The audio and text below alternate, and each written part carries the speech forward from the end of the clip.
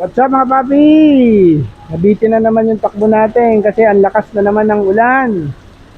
So dahil sumilong tayo, ayan, kukulog. Mag-vlog na lang tayo. So for today's kwentuhan, pag-usapan na lang natin yung tatlong habits na makaka-improve ng performance at saka motivation mo sa pagtakbo. So yung number one habit is to set small and progressive goals. Instead of aiming for long distances right away, we can break it down to manageable targets. For example, run 1 kilometer longer for each week. So, paano ba ito nakaka-motivate? Well, small wins builds confidence and keeps you excited. Number two, run at the same time each day.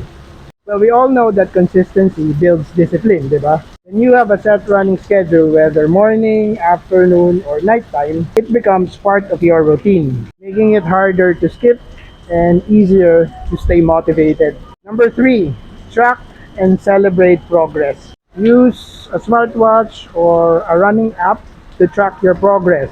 Download ka ng Strava para ma-monitor mo yung pace, yung distance, at saka yung progress mo.